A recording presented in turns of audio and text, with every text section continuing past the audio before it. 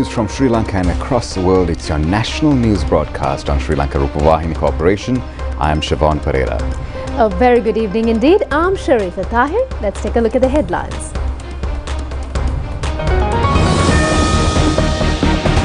The new year dawns at 9:05 p.m. The Punya Kalya ends at 3:29 a.m. tomorrow.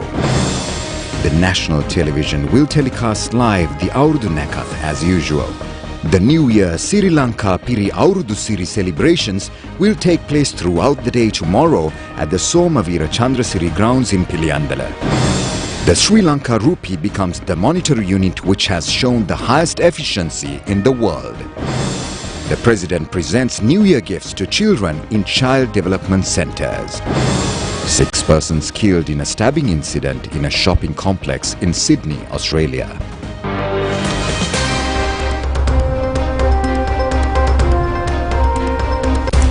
We move on to those and other stories in detail now. First off, we take a look at local news.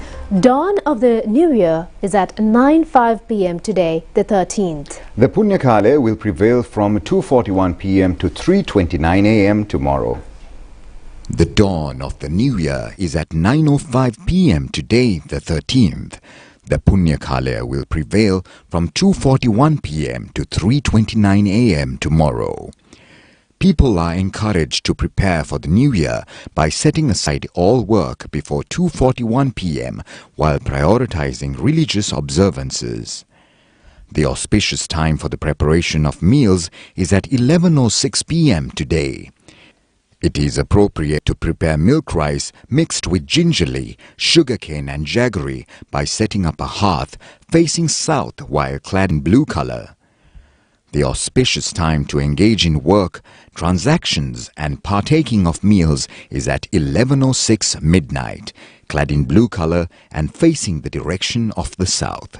That has to be carried out at the auspicious time of 10:17 a.m. next Monday.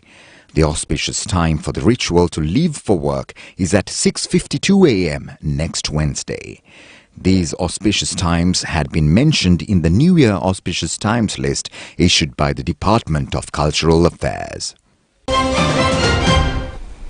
Sinhala and Tamil New Year gift parcels were distributed among children in 336 child development centres today. The program was conducted according to the concept of President Ranil Wickremesinghe. The objective of presentation is to give Aurudu joy to each child despite the fact that he or she is away from a home or from their loved ones. The program was organized by the President's office through courtesy of the private sector, including the Ceylon Biscuit Company.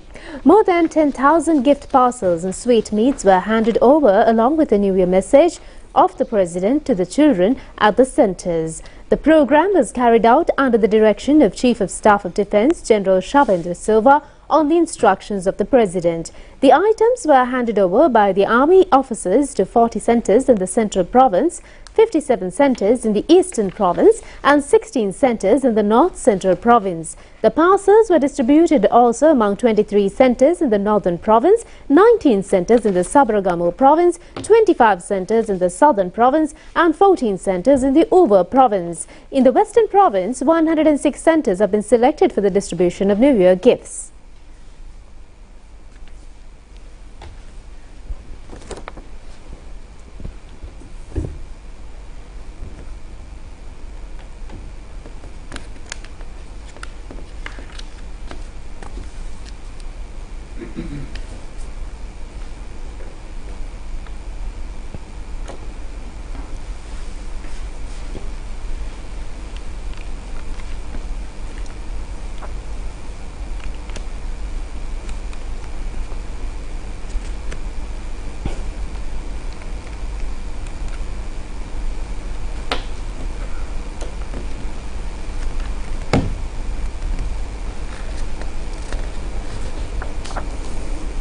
Similar gift parcels were presented to children at the Buddha Jayanti Child Development Centre in Kagol today. 40 children at the Bosa Dharmapala Centre of Female Children in Hinguragoda, Polannarua have also received gift parcels. Such presents were also presented to children in the SOS Children's Village in Kalegana, Gaul. Children in 11 children's homes in the Trincomalee district were presented with New Year gifts at the premises of the Grace Girls' Home. 130 children in the SOS Children's Village in Piliandala were also handed over such gifts. Gift parcels were distributed among children at the Vajra Shri Child Development Centre in Kotte. Many children in child development centres in the Gampar district have received gifts. 30 children at the Mahasu Centre in Minuanguda also received gift parcels.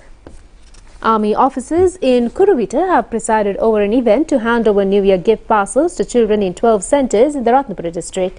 New Year present was handed over to the Muslim Child Development Centre in Kathankudi Batikla and also to the Ramakrishna Mission. Army officers of the 212 Brigade have also provided New Year presents to 106 children in the SOS Children's Village in Anuradhapura. Final rehearsal of the Rukirula 2024 and Soba Salon competition to select the Rupavahini Auradu Kumara and Kumariya was conducted today. Now the grand final will be telecast live over the national television from 6 o'clock tomorrow evening.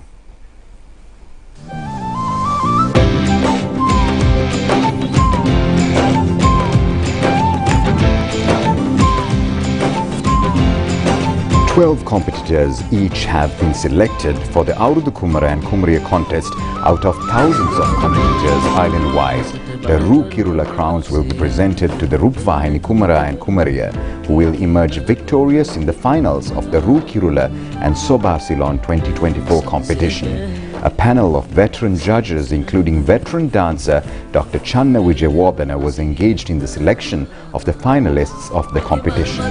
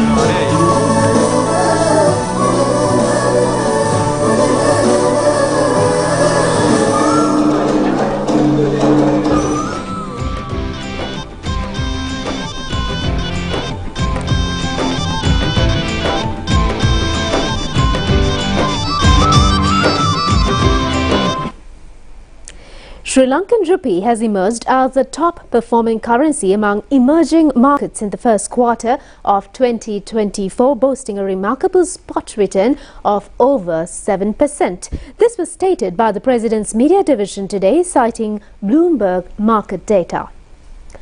The Sri Lankan currency has gained against the US dollar during recent weeks.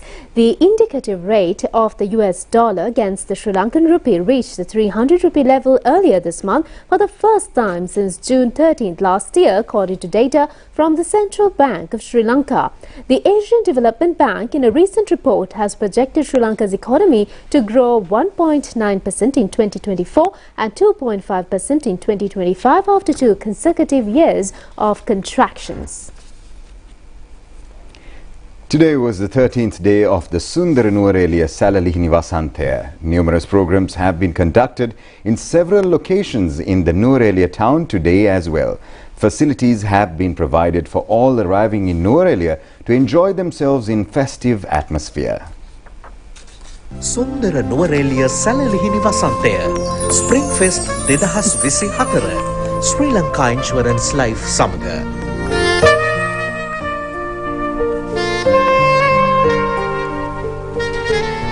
Just a few moments left for the dawn of the Sinhala and Tamil New Year. We at the national television extend greetings of the New Year to you all. With the dawn of the auspicious occasion, the program at the Sundara Nuvarelia Salalihini Vasanthaya will become more busy and momentous The Rupavahini also takes this opportunity to extend an open invitation to all its viewers to visit the enchanting event in Nuwara. Unlimited Max.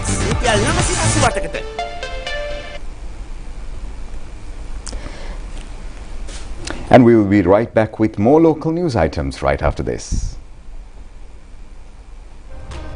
Prima Kottumi, hot and spicy Nava Vasarak Veva.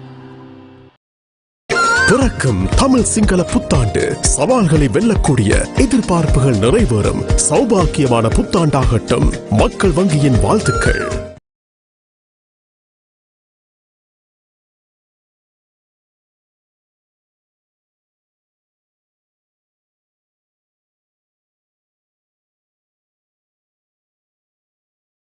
From the National News Studio, Sri Lanka.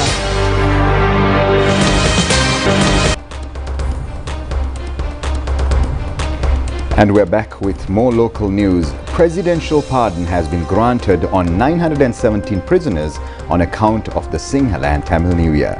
The special amnesty was made according to the powers vested upon the President.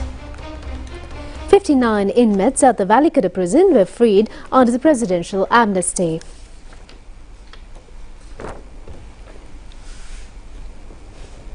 Sixteen prisoners, including one female detainee at the Galle prison, were also discharged upon receiving presidential pardon.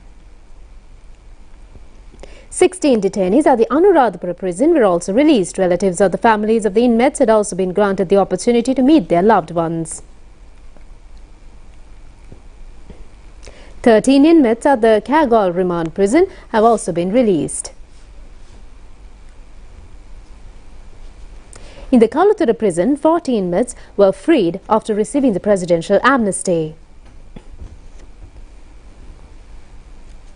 40 inmates at the Anganukola Palace prison had also become eligible to receive the special presidential pardon in connection with the Sinhala and Tamil New Year. 27 inmates at the Mahara prison were also freed.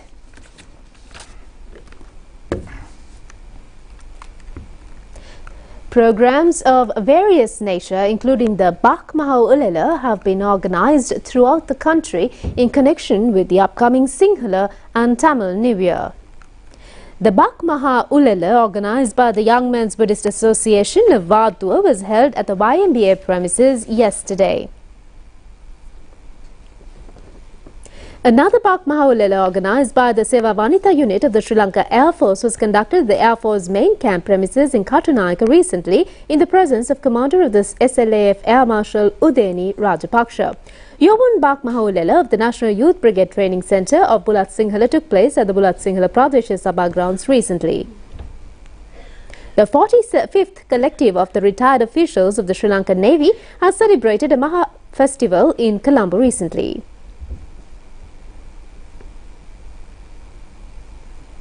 A program to distribute dry rations among 300 low-income families was conducted in connection with the New Year at the Chandananda Buddhist College in Kandy yesterday. The event was held under the patronage of Senior Askiri Mahavihara Committee member Venerable Dr. Godagama Mangalathera.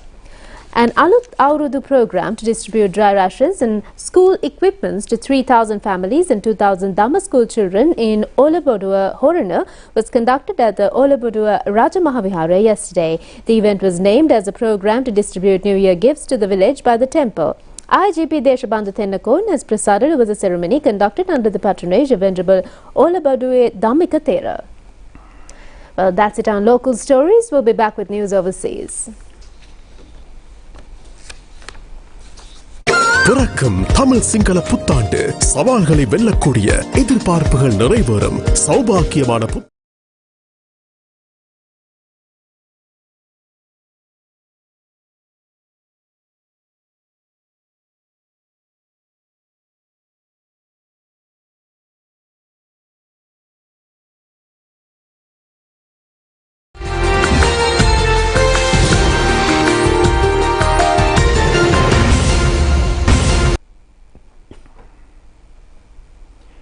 And we are back with some foreign news, some disturbing news from Australia. Now, the Australian police says that a man has fatally stabbed 6 people at Westfield Shopping Centre in Sydney. The 40-year-old man, who was known to police, was shot dead by an officer at the scene. Australian police insist that the attacker, believed to have acted alone. Police confirmed the death toll had risen from 5 to 6 victims after the mother of a baby died in hospital. Several other people have been rushed to hospital with serious injuries, including the 9-month-old baby who has undergone surgery. 5 women and 1 man had been fatally stabbed in the shopping complex. The gunman was shot dead by a female police officer who was nearby the Westfield when the attack unfolded. There are about 8 people in hospitals around Sydney being treated for different injuries associated with being attacked at shopping centre, including a 9-month-old infant that has been in surgery. The Australian Prime Minister says hearts go out to those injured and offered his thanks to the first responders. Now, foreign media reports that Russia destroyed the largest power generating plant in Ukraine's Kyiv region in a missile attack, as President Vladimir Zelensky accused the West of turning a blind eye to the country's need for more air defenses. Ukraine's Air Force said it shot down 18 of the incoming missiles and 39 of the drones. Russia fired 82 missiles and drones in total, including 6 hypersonic Kinzhal missiles, none of which Ukraine's air defenses were able to down. There were no casualties, and the attack has not resulted in power cuts in Ukraine's capital region, Kyiv, or other regions supplied by Tripliska. The Tripliska thermal power plant, the largest supplier of electricity to Kyiv, several other regions, was completely destroyed. The company has lost 100% of its power generation across its 3 plants, which have all been destroyed or occupied by Russia. Meanwhile, the former commander of the UK's Joint Forces Command has warned that Ukraine could face defeat by Russia in 2024. General Sir Richard Barron has told the BBC there is a serious risk of Ukraine losing the war this year. Japanese government data showed that its population, including non-Japanese residents, fell by 595,000 or 0.48% for the 13th consecutive year. The population of Japanese nationals dropped by 0.69%, marking the steepest fall since comparable data became available in 1950, according to a demographic survey by the Ministry of Internal Affairs and Communications. The number of people aged 75 or above rose 700,000 to about 20 million, topping the 20 million mark for the first time, while those aged from 0 to 14 fell about 11.4% of the total population, the lowest ever, the data showed. Among the country's 47 prefectures, only Tokyo saw a rise in population, the second straight year of increase for the Japanese capital.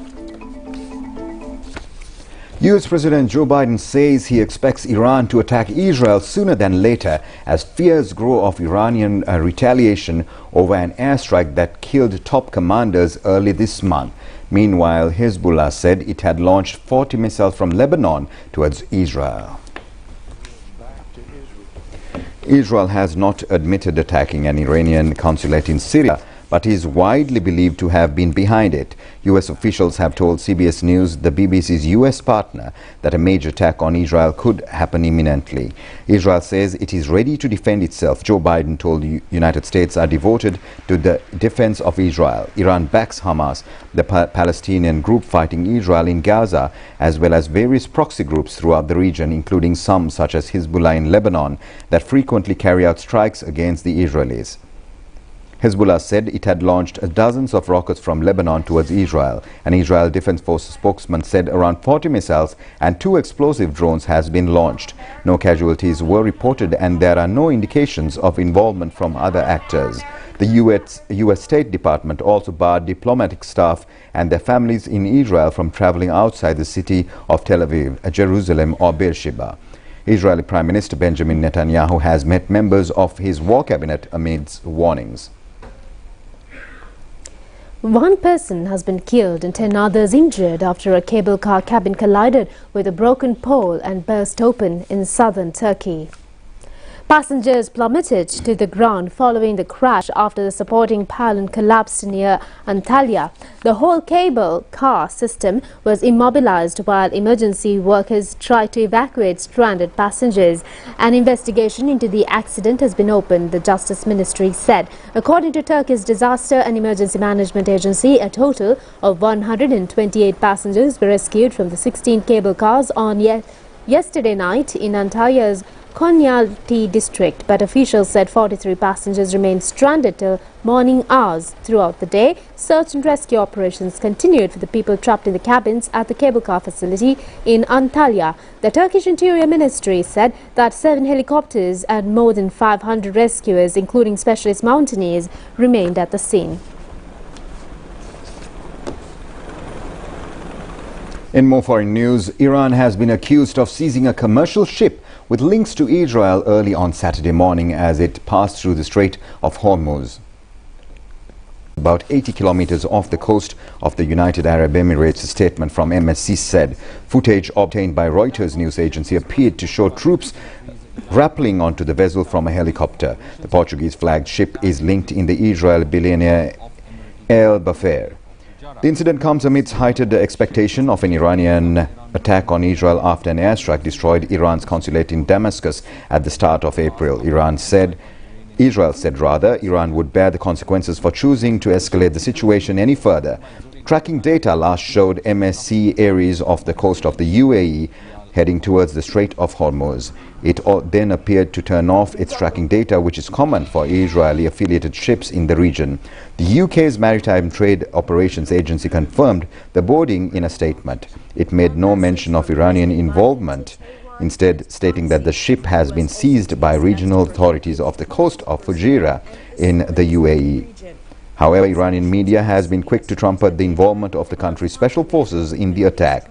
The country's state news agency said that naval branch of the Islamic Revolutionary Guard Corps has seized the MSC Aries as it linked to Israel. Prima Kottumi, hot and spicy Nava Vasarak Veva.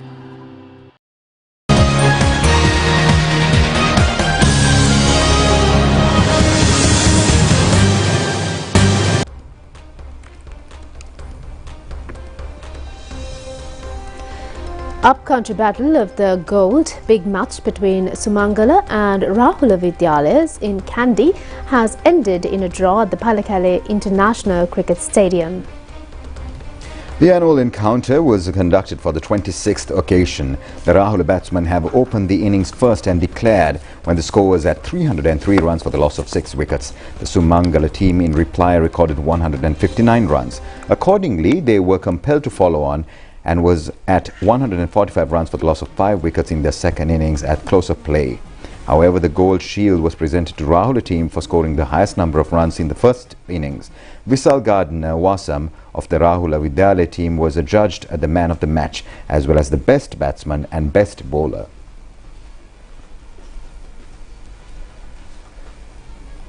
Moving on to more sports news, the Delhi Capitals has won the 26th match of the Indian Premier League cricket tournament by overcoming the Lucknow Super Giants team by 6 wickets. In the match played in Lucknow, India, the Lucknow Super Giants team batted first to score 167 runs with a loss of 7 wickets. Ayush Badoni remained not out at 55 and KL Rahul scored 39. The Delhi Capitals bowler Kuldeep Yadav took 3 wickets for 20 runs. The Delhi team won the match 18 overs and 1 delivery, scoring 170 runs with a loss of 4 wickets. Jake Frazier, Mark Girk 55 and Rishabh Pant 41. Ravi Bishoni has captured 2 wickets for 25 runs and man of the match was Kuldeep Yadav of the Delhi Capitals team. Prima Kottumi, hot and spicy Nava Vasarak Veva.